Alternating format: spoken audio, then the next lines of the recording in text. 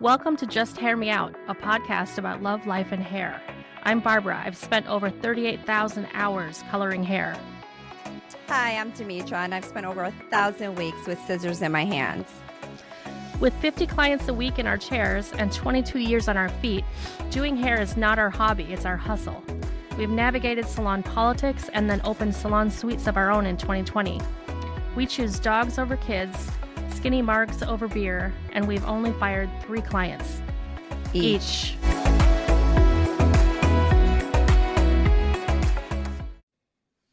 Hey, welcome back to Just Hear Me Out. It's Demetra and Miss Babs. How are you this morning?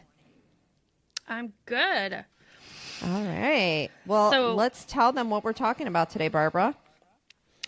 So we want to talk about cleaning your hairbrushes. I think we've been getting some questions about this. And also people talking about, like, what the heck is the stuff in my hairbrush? Right. It looks like dust balls besides the hair and all that. Yeah. So besides hair, you're going to have like scalp oil, dust, product buildup, like whatever hair products you put in your hair, and dead skin cells. So real fun, yummy stuff. And we want to clean those out. So you froze on me, so I didn't hear what you said. So I don't know if I'm going to repeat it. But there's also dead skin cell. There's sebum. There is even dust in the air, because that goes through the vent of your blow dryer, right? Sometimes it just gets caught in there, but sometimes it doesn't. It depends on the type of blow dryer you have. Most of them now, like the Dyson, has like a little HEPA filter, so it usually goes there. But if you notice also in those, there's a lot of dust, right? So when you have your brush, it's dust, it's sebum, it's oil, it's dead skin cells. It's all that stuff that just kind of coagulates at once.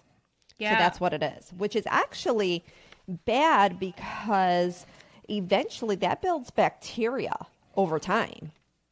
Well, yeah, so, and when you brush your hair with that, you're putting it back on your hair. So it is important to clean your brushes. And I also am a big believer in getting really good quality brushes. And then, of course, you're going to want to clean them and keep them for years and years and years. Yeah. Well, here's the thing, right? Just really quick. There's great stuff to clean your brushes, right? The main thing is when you want to clean your brush, you want to get all the hair off of them first before you use any soaps, anything. You remove all the hair, and there's these little tools that you can use to brush at it to remove any extra dust and stuff like that, okay? If your brush, yes, my favorite tool, you can get at any Sally's, any beauty store, Amazon, .coms. But if your brush has too many bent bristles, you see a crack in the handle, maybe some bristles missing, don't even bother cleaning it. Just throw it out. It's time for a new brush for several reasons, okay?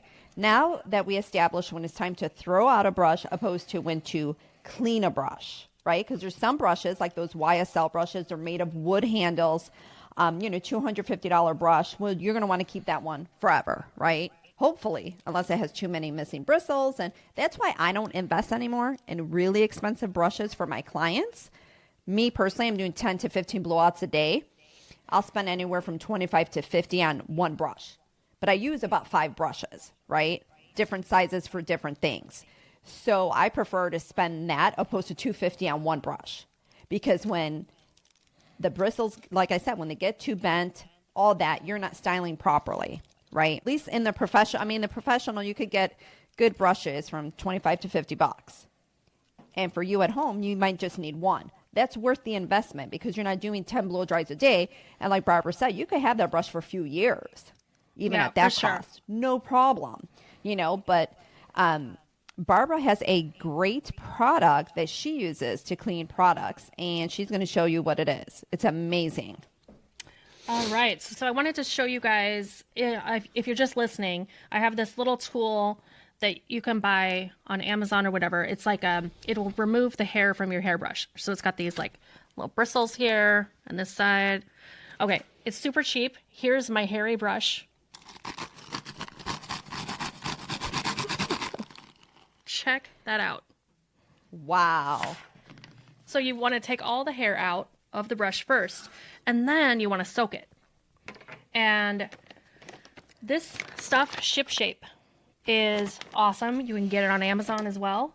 And it looks kind of yellowy, but then you put it into hot water and it looks like bright green. And you can soak your brush in that and you don't have to scrub. It just it dissolves all the crap. And you just rinse it with really hot water and everything just falls right off. It's amazing. It's amazing, especially if you're someone like me that does a lot of keratins, right? A keratin gets on your brushes. So no matter how much you rinse them, you kind of have a little bit of a residue. And sometimes the other products, if you're using gel-like products, they stay on your brushes. So this stuff, it eats it away. And if you're someone who doesn't, want to go and spend the money on it, perfectly good Dawn soap works really good. Get the antibacterial though, because if you have a lot of sebum and dead skin cells, again, like I said, that can create bacteria. So you want to get the bacteria off the brushes. So if you use some Dawn soap at really hot, let it soak in there a little bit. I say 10 minutes or so. It's got to be scorching hot and let it rinse as well. That does the job. But you want to get the antibacterial Dawn soap. Yeah. Also in a pinch, I'll do clarifying shampoo. And put the shampoo all up in the bristle area and let it soak like that. That can help. I've done that too. Yeah, just for the buildup stuff you want to get rid of. There is what I do in between my clients, right? So my brushes are clean every day, right? I have a spray that I use for my tools. It gets rid of all kinds of viruses, even HIV. And I spray it between my clients. And you can use it on your clippers and your trimmers. The only thing with that one is you feel like you're going to choke. So it's I put everything on a towel, I spray it, and I walk away. But within 1 minute, your stuff is completely cleaned. Now, mind you, people, too, right? This is at home is versus salon use. For me, seeing people, everyone's hair is shampooed and washed. So when you see us grabbing a brush, it's still clean, Yeah. Just to make that aware. Yes. For people. I want to add one other thing. So I have this also from Ship Shape. It's a cleaner, just a little spray bottle. This stuff is awesome. I like to use it at home as well. But mirrors, glass, vinyl, upholstery, chrome, chairs, tables, sinks, basins, and okay. Ooh. So what's nice about this? Can you bring that to the salon? I need that for the base of my chair because I have so much hairspray. I was just going to say that. Yes. I can't get anything off of it with that hairspray buildup. That's a mother to get off of things. Yeah. Yeah. So for product buildup, also I like to clean my shampoo sink with it because sometimes you get hair color debris everywhere. And even if it looks clean, you're like, is it really clean? Because it looks foggy. I don't know. Anyway, this stuff is awesome. So Ship Shape, I'm showing on the video here. And Ship Shape is made by the same people that make Barbicide, which is if you're not a hairdresser, the solution to sterilizing your equipment. Usually combs. Anyhow. People see it sometimes. You go, but into a barber shop, right? Yeah. It's so blue, spray. And So you drop your combs in this thing.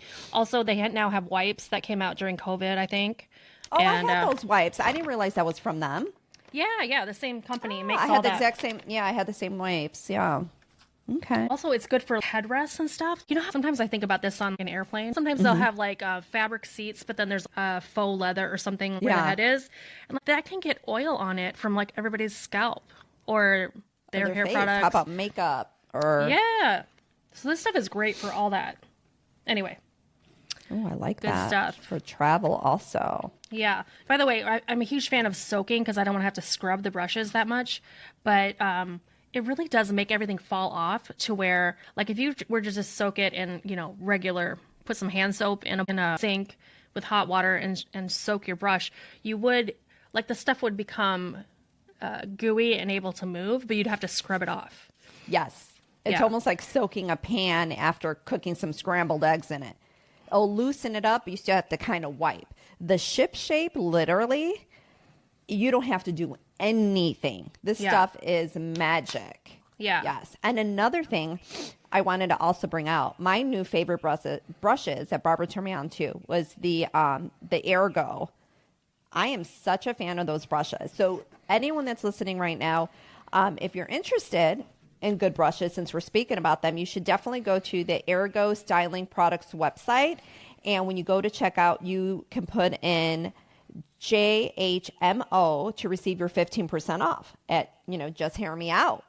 Yes. Get a little bit of a discount at our favorite brushes. And they're very long barrows. Yes, they're our favorite brushes. And they also have for sensitive scalp.